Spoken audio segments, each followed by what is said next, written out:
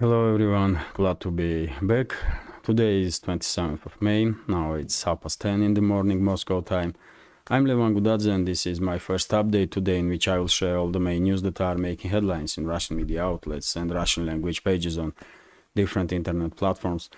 There are quite a few very significant developments that Russian media are reporting about and you may find interesting, but before I start, let me take a couple of minutes and make few announcements and first of all share with you information about Mike Jones, host of iEarlGrey channel, and Masha Lilyanova, assistant of Mike. Yesterday, as you know, a friend of Mike and Masha, John Mark Dugan, did broke story that he cannot get in touch with Mike and Masha for last couple of days, and he was very nervous about it. I guess family members of Mike and Masha also, and all the friends, which is absolutely understandable because Mike is on hit list of Zelensky's regime. So whenever he's not able to communicate with his close ones, everyone is getting nervous, which is, as I said, absolutely understandable. And John Mark Dugan did share information which I did report about, and many other channels on my yesterday's update and on my Telegram channel, that last known location of Mike and Masha was Solidar area, and after that for a couple of days there were no communication was available with them, and late afternoon John Mark Dugan did share additional information, and according to him, Mike and Masha are okay. They were in Solidar, still in Solidar, and they just had no means of communication, and that's why all this situation developed. It's fortunate that they are okay. And yes. Me personally, I'm very grateful for our community because many of you did share concerns about well-being of Mike and Masha, and many other channels also were very active to find out what is going on, and this is great because I guess that's how supportive and friendly our community on internet in this segment of news and political commentary should be, I guess. So fortunately everything is okay, and I did read on one of the Telegram channels that had direct communication, as I understand, with Mike, that Mike and Masha, they did have tons of very interesting information, and they will be back soon, and we will probably see on Mike's channel iEarlGrey all the content that they did create in Donbass. And by the way, if any one of you are not familiar with Mike's work, he does great job, not just to create platform of alternative information for English-speaking public worldwide, and he is based in Russia, but he also very active to provide humanitarian aid to residents of Donbass area, and Masha is very helpful to him. And yes, his entire crew of Mike are very proactive, and they are doing just a great job. And if you are interested, you will find channel of Mike iEarlGrey on under my video in the description box. It's his channel is on list of my recommendations. So that's been said, and I will add right now, after I record this update, I will add the channel of Mark Dugan also. And by the way, you can give me suggestions about channels that you think are important and interesting, and of course I will add those channels also, because that's how it's supposed to be. We should you know, be friendly to each other, and we should provide attention towards each other. That's how it's supposed to be, I think. And by the way, second topic, it will only take a few minutes. I have some announcement to make. Point is that Monday and Tuesday I won't be able to make updates, because it's summer holidays are beginning now, and my kids demanded from me that for summer we will go to North Ossetia, Alania, which is in northern Caucasus region. This area here is North Ossetia. Vladikavkaz is capital, this city. And for summertime, for summer holiday, we will stay in North Ossetia. And because we are not taking plane, so that's why road will take from us about 2 days, because North Ossetia from Moscow is about in 2,000 kilometers distance.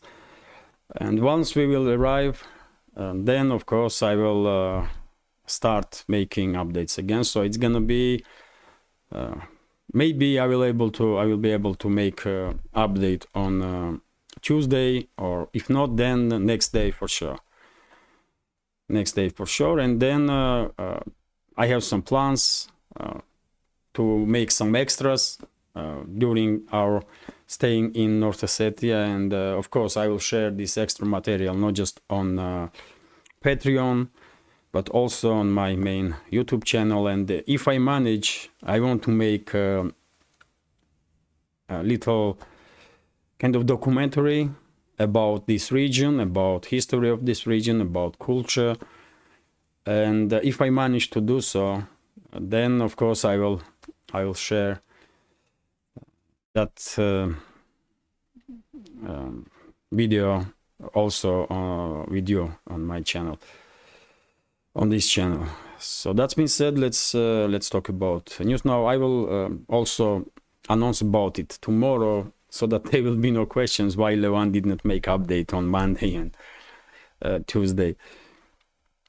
And later on today I will make informal talks for my Patreon, and I will share with the Patreon subscribers more information about plans that I have for foreseeable future, and answer on some questions. That's been said, let's talk about news now. And first news is from RIA Novosti news agency, according to which Ivan Horst, this ship of Russian Black Sea fleet, was attacked by Western made naval drones. Well, I guess this operation by Zelensky's regime was conducted under close monitoring of UK and the United States, militaries of and intelligence services of UK and United States. Especially active in this direction is UK, as we know. They even have or had the bases on the Black Sea coast, and they were involved almost in all naval drone attacks that Zelensky's regime did conducted. So that's why there is no surprises that these naval drones were delivered to Zelensky's regime by Western states, and I guess it was United Kingdom. There is no detailed information here, but I guess it was United Kingdom, although it's well known that US drone was very active in that area of Black Sea where this attack took place.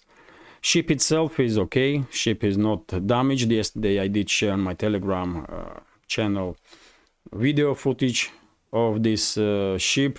It seems like one of the drones did hit ship, but it was damaged probably from fire from the ship, and it just did not explode.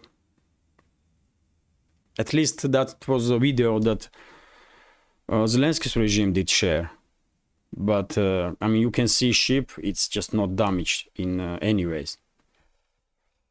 So I guess Russian side did neutralize all the naval drones that were attacking the ship. And by the way, as I know, and as according to reports on some sources, leadership of Turkey are extremely angry about this action of Zelensky's regime, because it happened in economical zone of Turkey, and this ship was there to protect gas pipelines that goes from Russia to Turkey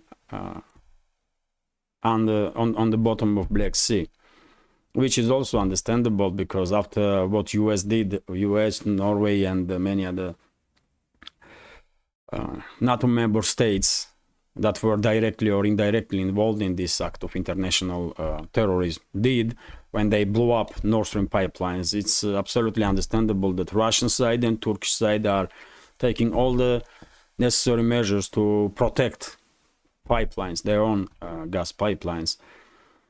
So that's news about this ship and incident. Next news is reported by TASS News Agency, according to which head of Ukraine's SBU, Vasily Malyuk, basically indirectly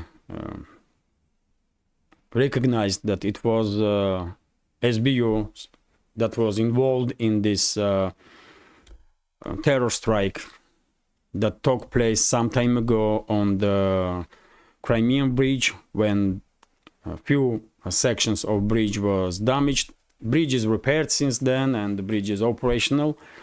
But as you can see, even though we are not surprised that Ukraine's secret services were involved in this terrorist attack, but surprising is that they are openly saying it. They just don't care. They don't afraid that there will be some condemnation of the actions from West. And they only care about opinion of Western elites, because they are servants of Western elites. And if you see video footage of that terror attack, it was, I mean, basically these terrorists were risking to kill hundreds of people, hundreds of innocent civilians, because they don't care. They just don't care. Next news is also reported by TASS News Agency about missile strikes that did take place in Mariupol yesterday afternoon. I did share this information also on my Telegram page, and according to Russian side, Zelensky's regime did use Storm Shadow missiles to strike Mariupol. Two missiles were shot down, and one missile did explode in around Azovstal manufacturing plant. There is no information about casualties among civilians on the ground, and when it comes to damage, Azovstal is destroyed anyway. So I guess Zelensky's regime was trying to target port area, but they just mess up with this Storm Shadow missiles. And by the way, this one of you did ask me how they are launching these Storm Shadow missiles. Excuse me. As I understand, Zelensky's regime is using Su-24 frontline bombers that were converted to be able to carry Storm Shadow missiles. And this is also partially continuation of previous topic, because according to German media, DPA agency, news agency. Ukraine did ask Berlin, leadership of Germany, for Taurus long-range cruise missiles. These missiles have a range up to 500 kilometers, according to some reports, even more.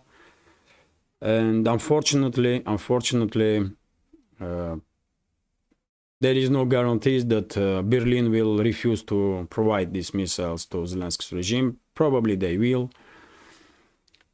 And well, Russian air defense systems and Russian side in general should be even more prepared to deal with this these weapons, extremely dangerous weapons that constantly are delivered to Zelensky's regime. And this is of course very serious, of course, because 500 kilometers, you can imagine how deep inside Russian territories they can try to conduct terrorist attacks with these missiles. So it's very serious development, and unfortunately there is no guarantees that Germany will refuse to deliver this long-range weaponry to terrorists in Kiev. That's unfortunate. Next news about F-16s. This topic is constantly active in media, I guess not just in Russian media, but in Western media also. And this time we have information that Netherlands will be Netherlands will be first state which will deliver F-16s to Zelensky's regime after Ukrainian pilots will finish their training. I find it very difficult to believe that Zelensky's regime will ever receive any F-16s in reality. I find it difficult to believe that Zelensky's regime will ever have a real control over any Western-made fighter jets. But for plausible deniability, NATO member states, Western elites are doing making this kind of statements. They are pushing this narrative through means of propaganda that they are training Ukrainian pilots and it will be Ukrainians that will operate these planes. Impossible, by the way, impossible. Not in a few months, not in a year's time. Not Ukrainian and not any other pilots from any other country will not be able to become proper pilots, properly prepared pilots for F-16s or any other fighter jet, for God's sake, just any other. It takes years of training. So whenever, you know my take on this, whenever we will see Western-made fighter jets being introduced to this conflict, it's of course will be NATO member states, military personnel of NATO member states that will operate and maintain these planes. And I'm still remaining on the position that Western-made fighter jets will be introduced to battlefield only when Poland and some other NATO member states that are neighboring Ukraine from westwards, only when these countries will enter this conflict openly. As long as Poland, Romania, Slovakia are staying out officially from this conflict, there will be no Western-made fighter jets in Ukrainian skies because they cannot operate these fighter jets from within Ukraine. And only more or less safe airfields are located in NATO member states. And it's obvious that if, for example, in months' time or 2 months' time, Netherlands or any other country did say that they did deliver F-16s or whatever fighter jets will be to Zelensky's regime, we will all knew that these fighter jets will operate from Poland and Slovakia or Romania, and these states, these airfields will become a legitimate target for Russian side. So I guess we're not gonna see any Western-made fighter jets as long as Poland and these countries, Slovakia, Romania, are not openly involved in this conflict. And they will be. They will. In sometime in the future, before end of this summer, they will send its troops in western parts of Ukraine. And as I said many times before, then these Western-made fighter jets will be introduced to battlefield, and they will try to create some kind of no-flying zone over the western parts of Ukraine. And if Warsaw, Bucharest are cautious enough, if they had behind-scene negotiations with Moscow to avoid any direct clashes between Polish forces, for example, and Russian forces, then I guess Moscow won't be against if Poland, Romania, Slovakia, Hungary will take control over the western regions of Ukraine. But if there will be no negotiations with Moscow about it, behind the scenes once again, of course it's obvious that they're not gonna talk about it openly. But if there will be no negotiations, then who knows what will happen, because we may see even direct clashes between Russian forces and forces of NATO member states. But anyway, as I said, Western-made fighter jets will be introduced to the battlefield, in my reading of big picture, only when Poland and some allies of Poland will openly become involved in this conflict and try to establish control over the West Ukraine. This is TASS News Agency's report. And by the way, when it comes to frontline, let me give you a quick summary. It's quite is not right word, but I mean, it's a stable situation on the front line, more or less stable situation, no breakthroughs from any one side. And this situation is like this since Bakhmut or Artyomovsk become under full Russian control. And in Kherson region, it's usual stuff, artillery duels. In Zaporozhye region, artillery duels. Donetsk direction is usually active, but even in this direction, situation are a little bit more calm for last few days. And same goes all around the front line. Seversk direction is a little bit more active, and direction of Kupiansk.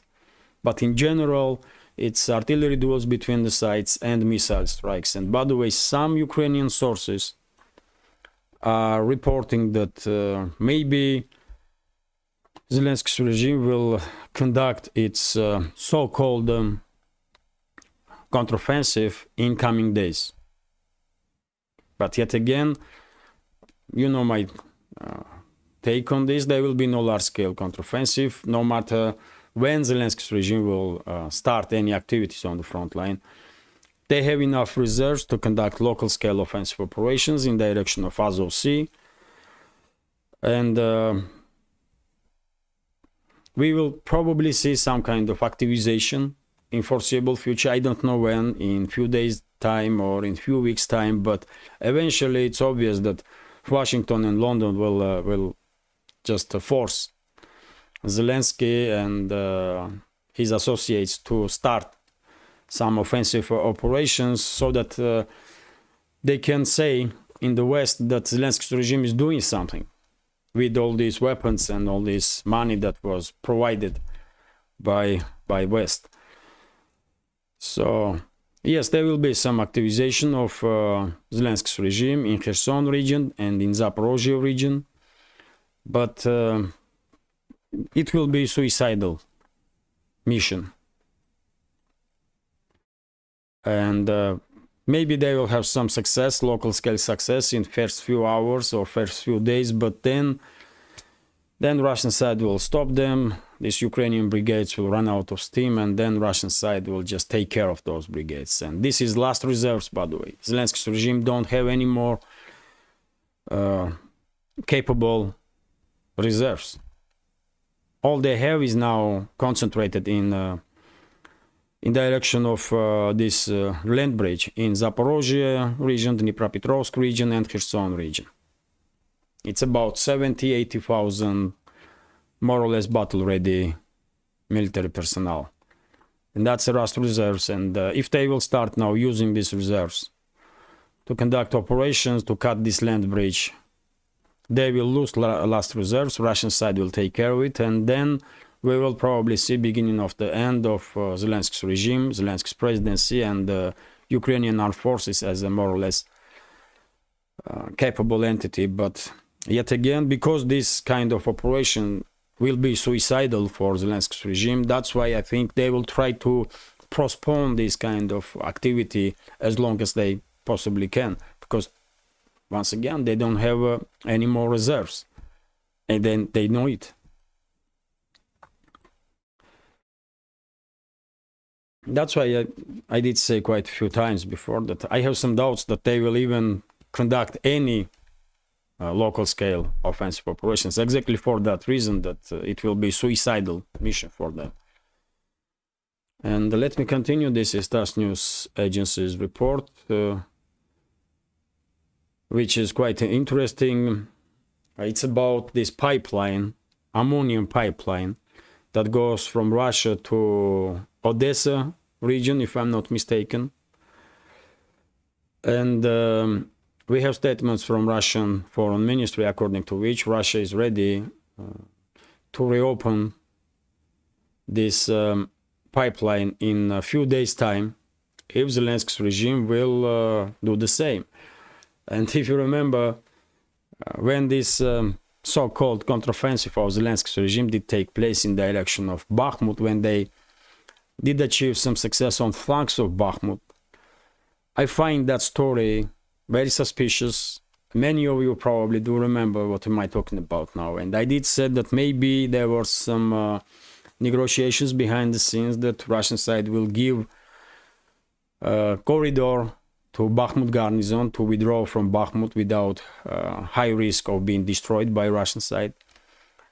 And that's why maybe, that's just guess, that's why maybe Russian forces on the flanks of Bakhmut did left some positions so that Zelensky's regime will have this corridor to withdraw forces from Bakhmut.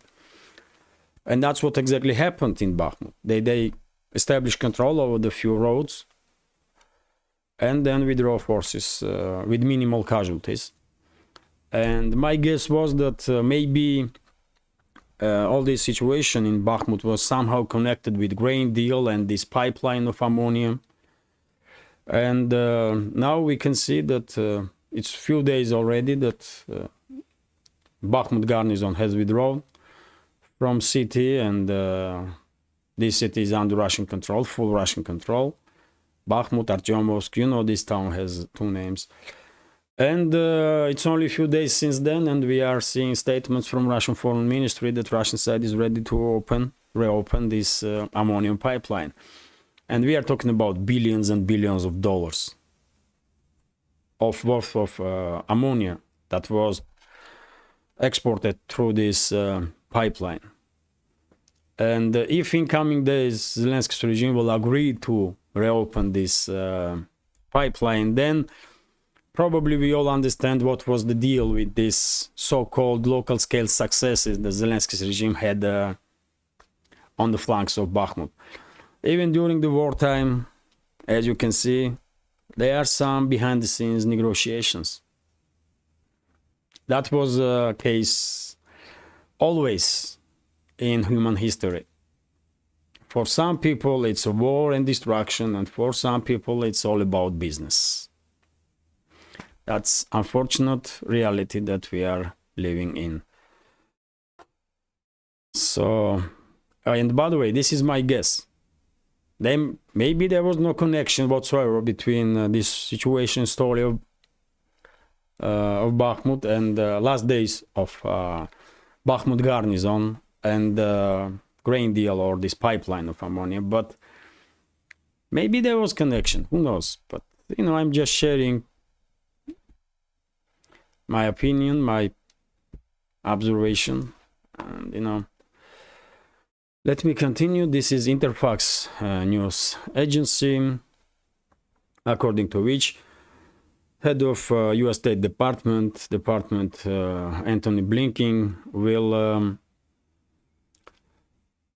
try to force Turkey in next meeting of heads of foreign ministries of NATO member states to allow Sweden to join NATO. As you know, Turkey is against this because of there were some provocations in Sweden, and I don't want to go deep inside that topic, but probably you all remember that there were some clear provocations in Sweden, and Turkey was not happy about it, and Turkey did block Sweden to join NATO.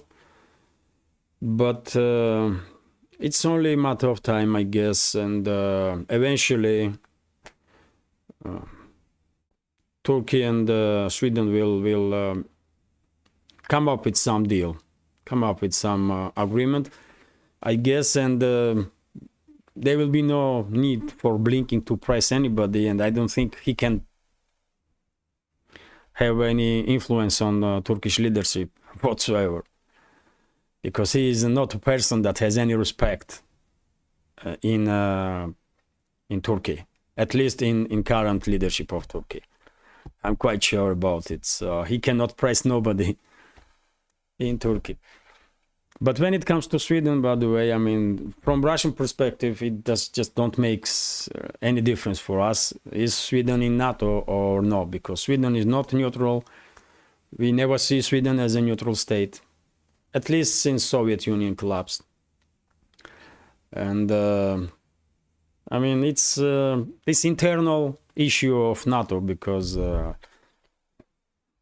Russian side, it's obvious that Swedish military is fully integrated in NATO, and they are acting under orders of Western elites in general, and who cares if officially Sweden will be part of NATO or not. It's just, you know, what is unfortunate that Sweden, Finland and Switzerland did enjoy prosperity during their neutrality, when they were at least trying to play fair.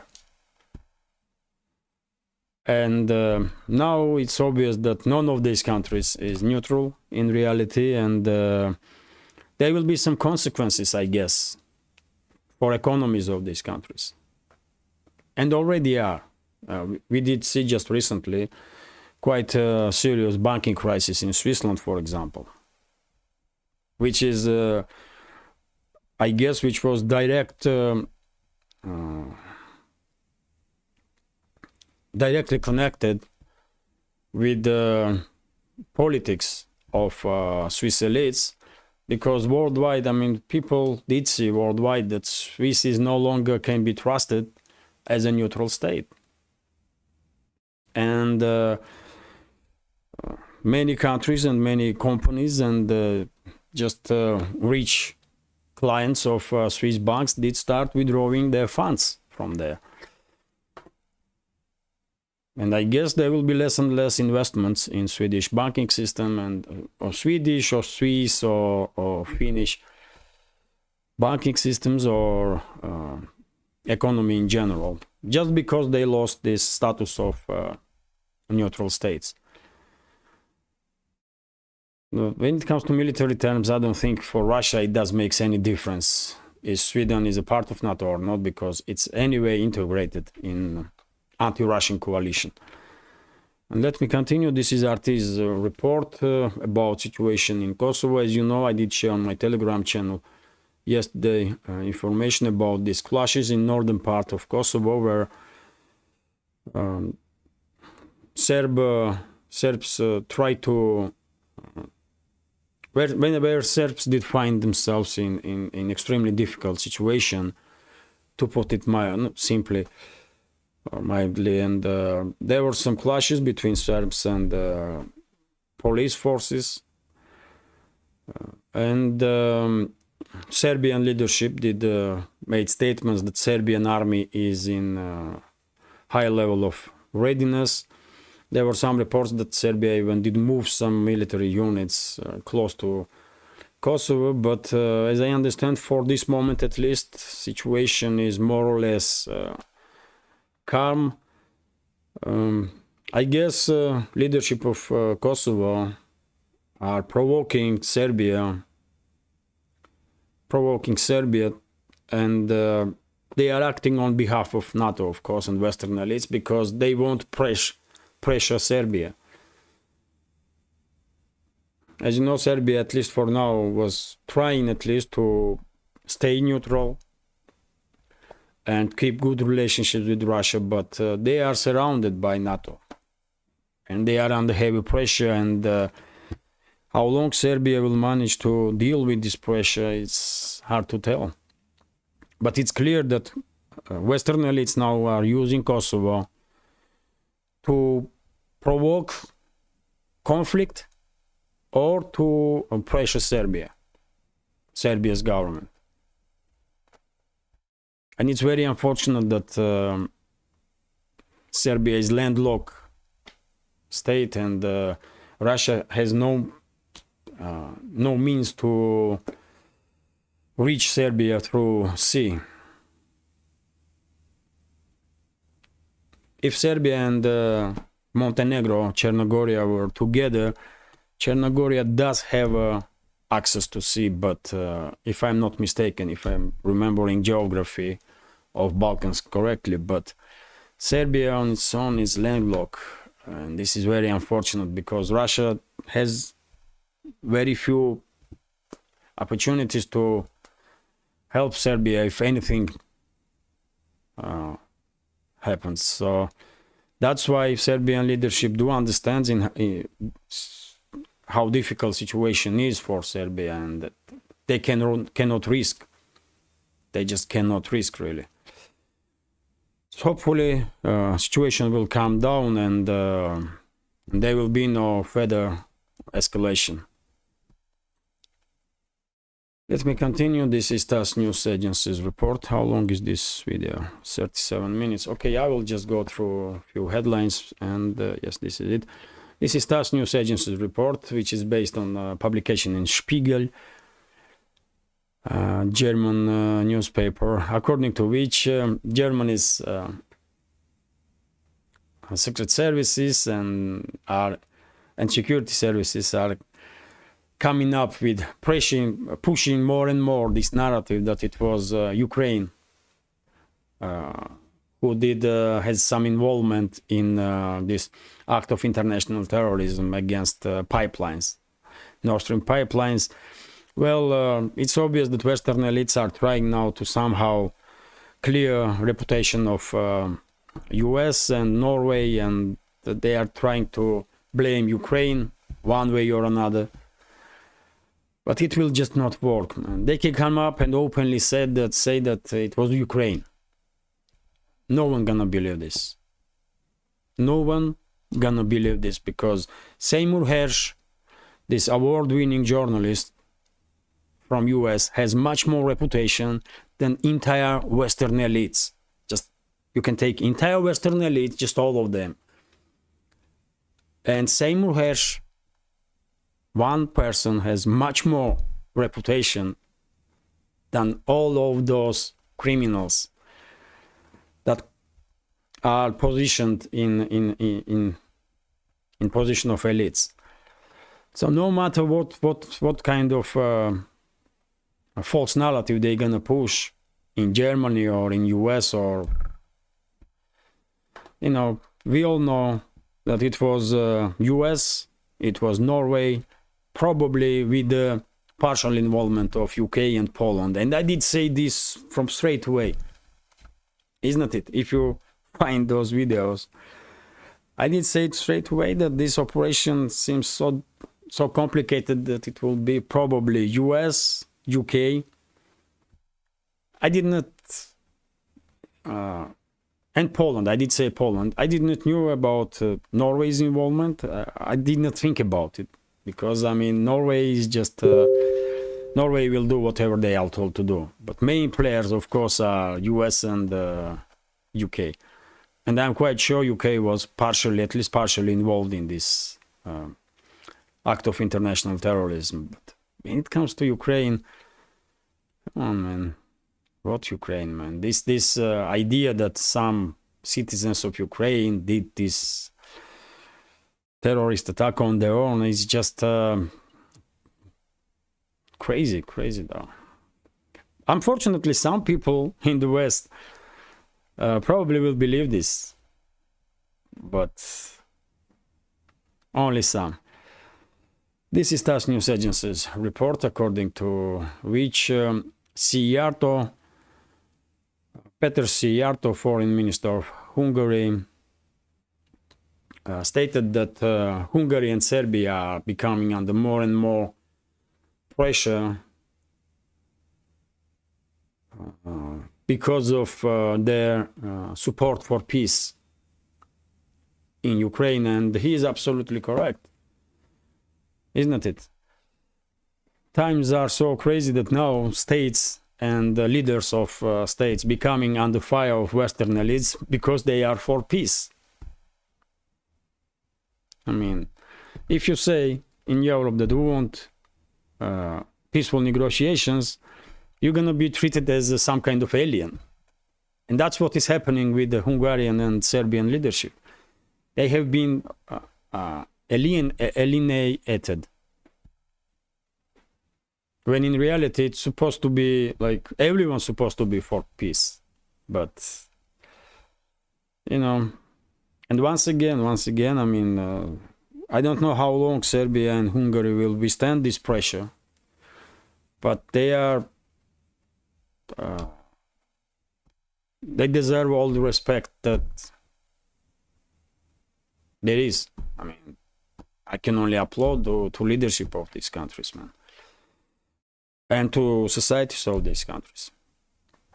Kommersant news paper here, according to which, and this is quite interesting, Russian FSB did report, and FSB, by the way, both Russian border guards, they are part of FSB. So that's why FSB has all the information about how many people did came into Russia, how many left Russia, because border guards, they are part of FSB. It was since Soviet Union that way, and it just did not change. And according to Russian FSB, since the beginning of a special military operation in Ukraine, 3.5 million Ukrainian citizens crossed border and came to Russia. 3.5 million Ukrainian citizens.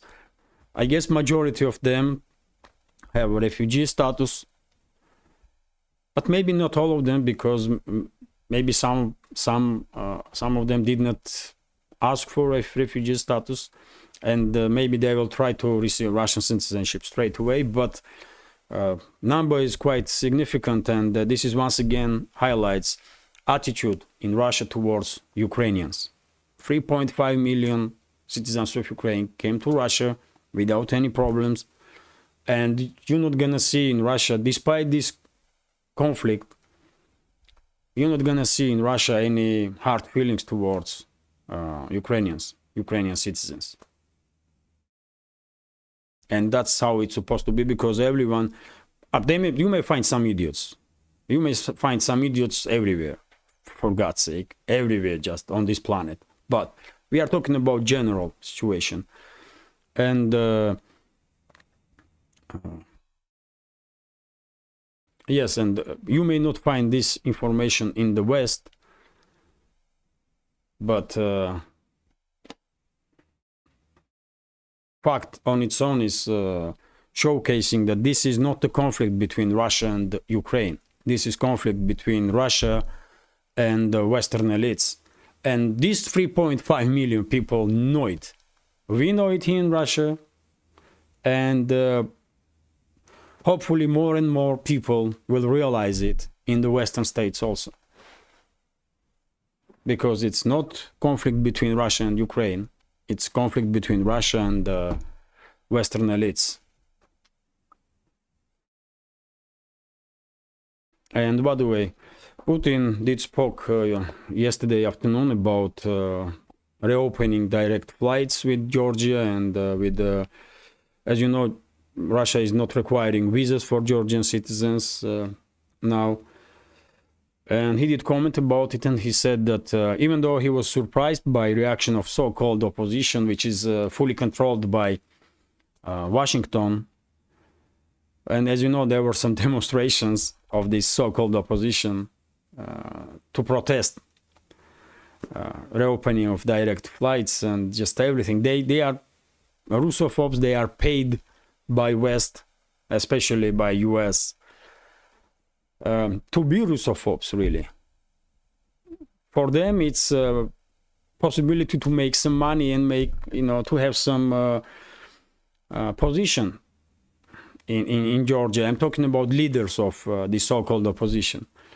And they were protesting, and Putin did make comment on it, and he said that the actions of those so-called oppositionaries make no sense whatsoever, because it seems like they are openly against their own country, isn't it? And Putin says that there will be further steps from Russian side to improve relationships with Georgia, and then it's up to Georgian government, Georgian citizens, which direction they will choose. And you know my take on it. I hope relationships with Georgia and Russia will improve rapidly, and I did spoke quite a few times about confederation that may be created, for example, between Georgia, South Ossetia and Abkhazia, which will remove, which will not be easy. It will take big work and quite time to convince societies that that's the best way to go. And if there will be confederation, then Moscow will just recognize confederation, and basically almost all the obstacles towards improving relationships between Georgia and Russia will just disappear. All the main obstacles, at least, So hopefully relationship between Georgia and Russia will improve rapidly, and I'm grateful for current Georgian government, because they are doing great. They are doing great to keep Georgia out of trouble and Georgian society. So let me continue, even though personally I may have some hard feelings because they did not return to me my citizenship of Georgia that was taken away from me illegally by the regime of Saakashvili in 2009. But it's not about personal stuff, isn't it? When we are talking about much more serious issues like relationships between states and stuff, I mean, who cares about me and my personal some issues? It's not relevant. So this is gonna be last topic for today's update, and we have new poll numbers from Tsiom, and according to these numbers, Putin has 80% approval rating. Yeah, 80% approval rating, man. That's why Putin is saying, and not just him, that Western elite should learn something about Russian history before they're starting to create some policies towards Russia, because whenever Russia is under pressure, society is becoming more united, and this is not just a Russian phenomena. I guess this will happen just everywhere, isn't it? And these poll numbers does showcase this, So Putin has a very high approval rating. I have no doubt about it. And yes, there are some numbers also here. And for example, Prime Minister of Russian Federation has a 52.3% approval rating, which is quite high.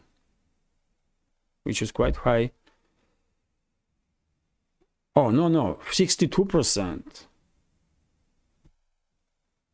Mishustin himself has 62% approval rating, and his government has 52% approval rating, which is quite high, let's be honest. And when it comes to parties, main parties, there are 5 parties in Russian parliament, Russian Duma, and ruling party is United Russia, has 37.9%. Communist Party of Russian Federation has 10.4%. LDPR, Liberal Democratic Party of Russia, has 9.4%.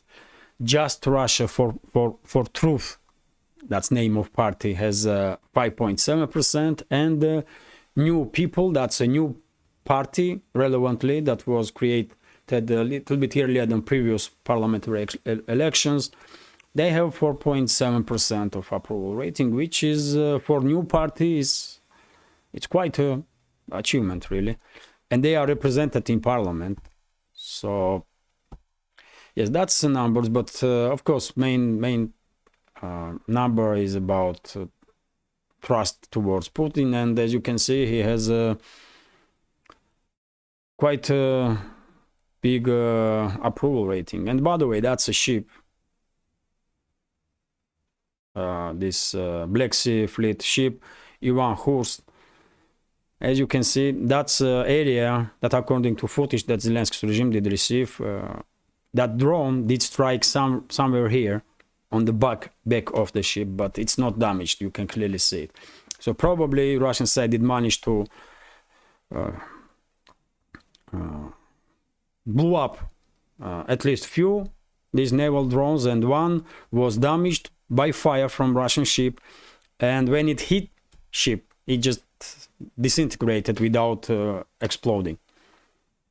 That's my explanation of it. But anyway, this is it for now. I hope you will find this update interesting. 51 minutes, wow, still too long, but anyway, I hope you will find this update interesting, and if so, please hit that like button, leave some commentary about any topic you like.